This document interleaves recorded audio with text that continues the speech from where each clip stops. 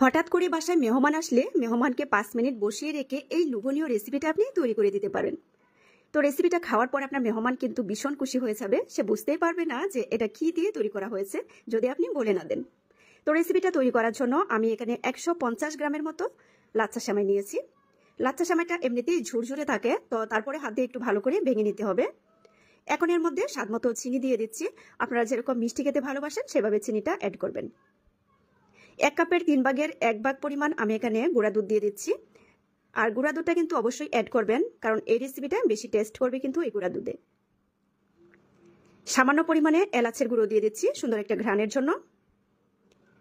একটা ডিম ভেঙে দিচ্ছি। ডিমটা ভেঙে দিয়ে সবকটা উপকরণকে হাত দিয়ে খুব ভালো করে মিশিয়ে নিতে হবে। আর একটু সময় নিয়ে মিশাতে হবে যেন চিনিটা একদম গলে ভালো করে মিশে যায়। আর এটা যখন চিনিটা গলে যাবে একটু আঠালো টাইপের হবে। যদি দেখা যায় এখানে ডিমের পরিমাণটা একটু বেশি হয়ে যায়, একটু লাচ্ছা সেমাই দিয়ে দিবেন। অথবা দেখা যায় কি যে এখানে লাচ্ছা সেমাই বেশি হয়ে গেলে আর একটা ডিম ভেঙে অল্প পরিমাণে দিয়ে দিবেন। একদম সহজ একটা রেসিপি, তবে খেতে কিন্তু দারুণ মজার। হঠাৎ বাসায় মেহমান আসলে এই রেসিপিটা আপনি খুব সহজেই তৈরি করে দিতে পারেন যদি ঘরে লাচ্ছা সেমাই থাকে। তবে লম্বা সেমাই দিয়েও কিন্তু এটা তৈরি করা যাবে, তবে সেমাইটাকে একটু ঝুরঝুরে করে ভেঙে নিতে হবে। আমি এরকম একটা কাপ নিয়েছি যে রেসিপিটা তৈরি করার জন্য, মানে এটাতে হলে খুব গোল হবে, গোল শেপটা খুব সুন্দর হবে, প্রতিটাই একই সমানের হবে। ভালো করে চেপে চেপে দিয়ে তারপর এই যে একটু চাপ দিলে কিন্তু এটা বেরিয়ে যাবে। তো সেম ভাবে আমি সবকটাই তৈরি করে নিলাম। কত সহজে আমি রেসিপিটা তৈরি করে নিচ্ছি, আর এটা দেখতেও কিন্তু ভীষণ সুন্দর দেখা যায়। এদিকে একটি প্যানে তেল গরম করে এখন সবকটাকে আমি দিয়ে দিচ্ছি।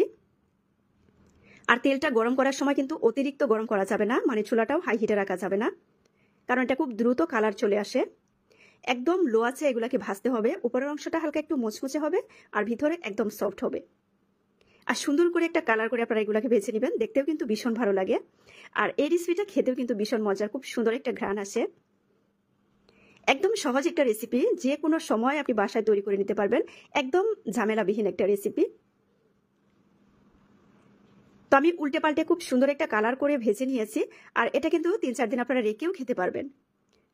তো সবকটাকে আমি নামিয়ে নিচ্ছি।